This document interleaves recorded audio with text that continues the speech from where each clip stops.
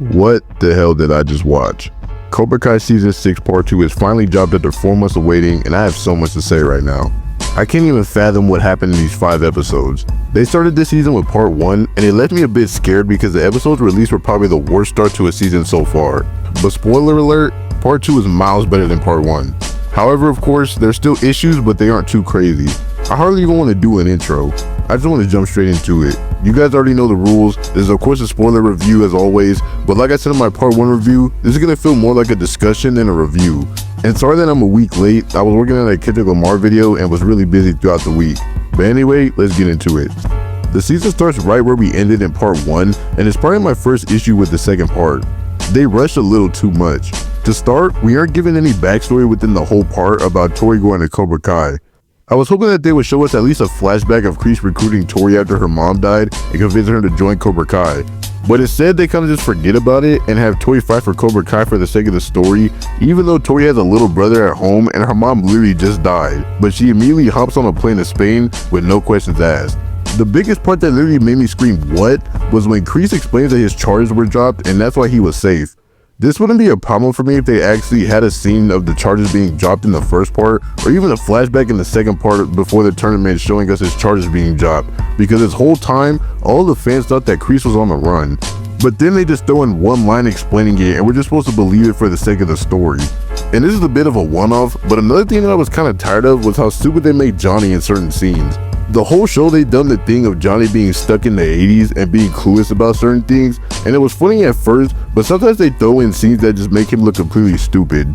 Believe it or not, those are my only major issues with the second part. This part of the season was perfect. These 5 episodes are probably the best 5 episode run of the entire show. I loved literally everything. This part blows Part 1 out of the water. There's so much to unpack. To start, I love how Miyagi-Do was struggling early on in the tournament rather than just dominating along with Cobra Kai. Even though it wasn't explained, Tory fighting for Cobra Kai affected the whole team and threw them off their game. Daniel and Johnny were also off balance due to Kreese coming back, and Daniel finding out that Miyagi competed in the Sekai Tekai. That was a minor problem with the tournaments in previous seasons, where they didn't really highlight the other dojos and just focused on Cobra Kai and Miyagi-Do. But showing the other dojos from around the world dominating and highlighting their captains while Miyagi-Do was off balance was great. It actually feels like a world tournament because they have dojos from all over the world, but they have people of different ethnicities representing them. That brings me to my next point with the introduction of the Iron Dragons.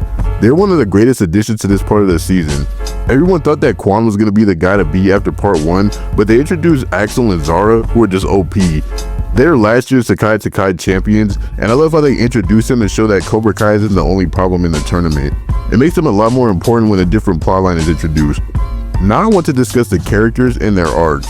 If you saw my Part 1 review, you know that I had an issue with almost every major character storyline, and that's what brought the part down for me for the most part. But in Part 2, every character has an arc and a good story. Well, except for Dimitri. I was excited to see what they do with him in Part 2, since Part 1 left with him feeling more confident and actually wanting to win the tournament. But as soon as they start losing, he just becomes negative again and continues the conflict with Hulk about going to different colleges and literally shutting out Kenny once he comes to replace Devin. Other than him, every character has an arc or a moment that is somewhat important to the story. Part 2 reminds us that Miguel is the best fighter out of the main kids. Despite him not being the captain, he still objectively is the best fighter of Miyagi-Do in the tournament. Even with that, Robbie's arc was great as well, as he struggles within the first couple episodes due to the conflict with Tory, but he locks in to defeat Quan in episode 9. Tory has the most character development and bears her decision to rejoin Cobra Kai. She has an arc towards the ending of the part of realizing that it may not be worth it to win the tournament if it means losing the people that she cares about. Sarah doesn't have that much of an arc, but she still has great character development and not causing an issue with Tory for rejoining Cobra Kai. I really appreciate that the writers didn't make Tory and Sam beef again, but instead introduced Zara from the Iron Dragons to set up a rivalry with Tory. Kenny even has an arc of coming to Barcelona and making an immediate impact after his situation in Part 1, and his fight scene was one of the most hype moments of the part. Devin also has an arc of realizing her mistake of spiking Kenny in Part 1, and she gives up her spot to let Kenny in. Even Johnny has an arc of accepting Miguel as his son, which literally made up for the I love you too Robbie scene in season 4. And even Daniel has somewhat of an arc, or more of a realization, as he finds out information about Miyagi, but we'll discuss that later. Quan and Zara are great villains for Robbie and Tory, and they play well into both the fighting and the breakup plotline. Quan plays Robbie and makes it seem like something is going on between them, and Zara, well, literally sexually assaults Robbie by taking advantage of him while he's drunk to get under Tory's skin. I seriously don't know why that isn't being talked about enough. And as far as Axel, bro is just Ivan Drago with the karate version. His one-sided beef with Miguel over Sam is pretty funny though. The writers also heavily improved on the plotlines compared to the first part. Tory and Zara's rivalry is refreshing for the plot, and despite Tory fighting for Cobra Kai, you still root for her. Even though the plotline of Robbie letting everyone down as a captain because he was unbalanced was a bit annoying, the payoff was great in his fight with Quan. And I love how they ditched Miguel's plotline of only wanting to win the tournament for college because he was balanced the whole time and had great moments in the tournament. And I'm glad they also finally ended Kenny and Anthony's beef and got Kenny to come to the tournament because he deserved to be there in the first place. And Axel's plotline with Sam and Miguel is funny, but it's also very interesting in terms of Axel's character because he comes off as this robot karate soldier that just hates Miguel for no reason, but it's clear that his moment with Sam actually meant something to him because he likely only eats, sleeps, and breathes karate, so he lacks social skills and got attached quickly. Even the plotline of Chosen and Sensei Kim having a moment and getting together was awesome, and it's a silly moment, but it's actually great writing because it's two characters that have dedicated their lives to karate and never found love or relationships, so they find each other, which is an element that also ties into Axel's character as well. The scene with Tory and Kim where she asked Kim if dedicating her life to karate and sacrificing relationships to be the best was worth it, it was one of the best scenes of the season because you could tell that Kim was actually thinking about it, and she openly says it was worth it, but it's obviously a lie and gives substance to Kim's character rather than her being an anime villain like she was in previous episodes. This is sort of off topic, but there was just a lot of great scenes in this part of the season. The locker room scene before Miyagi-Do fights Cobra Kai in episode 9 was a very touching moment and was one of the best acting moments in the show because it felt like the actors themselves were actually feeling the ending of the show and putting it into the characters. The writers doubled down on the Miyagi plotline from the last part, which I thought was the best storyline, and they revealed that not only did Miyagi fight in the Sekai Tekai, but he killed his opponent, which obviously sends Daniel into a spiral and connects so well to the ending. However, as we all know, the best plotline in the story was the return of Terry Silver. They trick us into thinking that Kreese kidnapped Daniel in episode 7, where one of the henchmen has a Cobra Kai tattoo when he fights Daniel. In episode 8, it is revealed that Sensei Wolf of the Iron Dragons actually sent the henchmen to kidnap Daniel, but that is only because Silver is the new owner of the Iron Dragons, and it doesn't feel forced with the way that they show the flashback of how it all happened. And the henchman was literally a character from Karate Kid 3 who was one of the henchmen harassing Daniel with Mike Barnes. Bringing that guy back was probably the smartest form of writing because he was such a small character that nobody would have even guessed that he was the guy that worked for Silver in Karate Kid 3, so it made Silver's return able to stay hidden. The fights were undoubtedly the best part of part 2. Even though the Sekai Tekai venue was super small for the world's biggest karate tournament, the fights were legitimately some of the best we've seen in the series. Even the smaller tournament fights were very entertaining and well choreographed. They also had many unique ideas for the Sekai Tekai that weren't just one-on-one fights. I really enjoyed the high platform 2v2 fights and the tag team matches. Miguel's 2v1 platform match was one of the best fight moments in the whole part.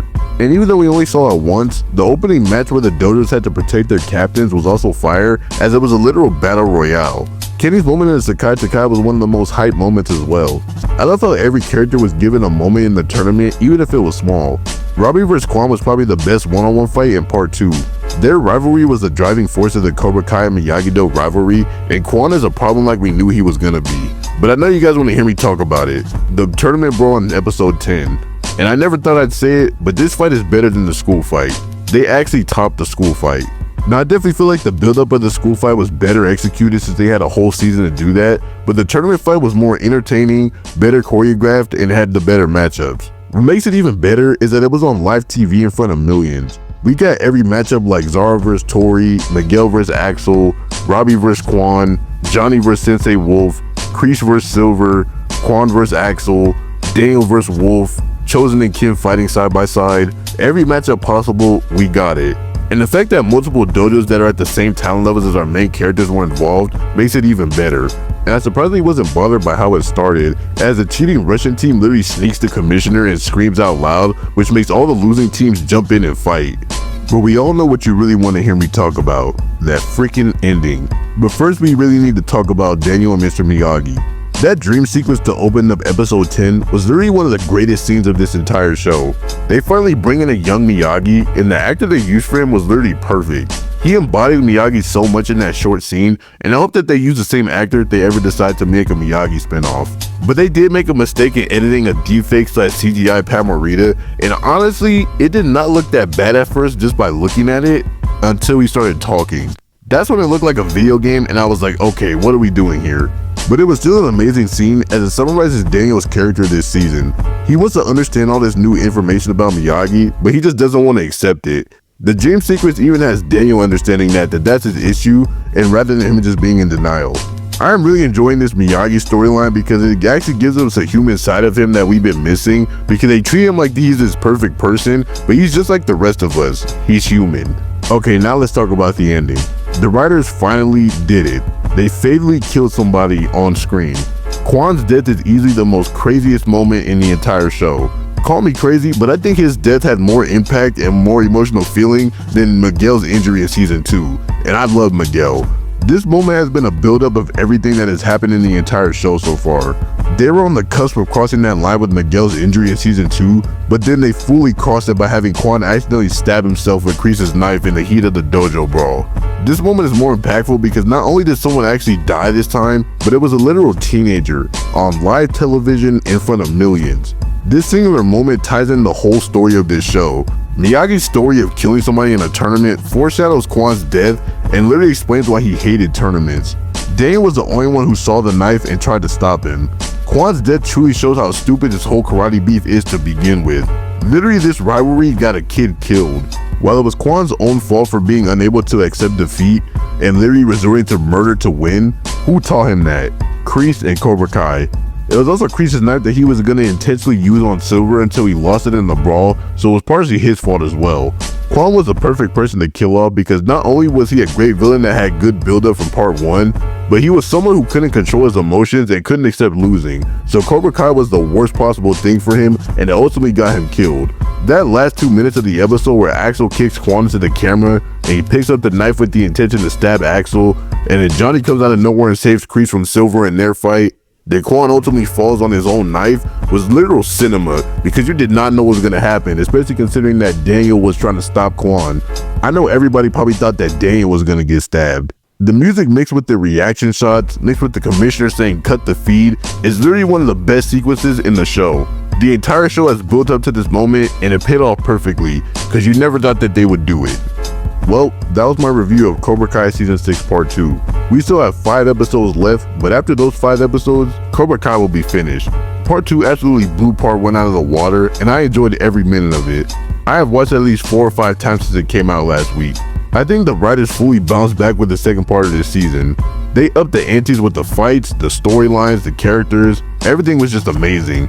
I gave part 1 an 8 out of 10, but like I said, part 2 blew part 1 out of the water, so part 2 gets a full 10 out of 10 rating, leaving Cobra Kai Season 6 as a whole so far with a 9 out of 10 rating. Aside from those 2 issues that I had in the bad section of the video, everything was perfect. This is the best 5-episode run of Cobra Kai in any season, and the cliffhanger ending leaves me so anxious to not only see how they're going to continue after Kwan's dead, but how they're going to close out the entire series. But that's all I have for today. If you enjoyed this review and enjoyed Cobra Kai Season 6 Part 2, bars, then like, comment, subscribe, and I'll see you guys in the next one. Peace.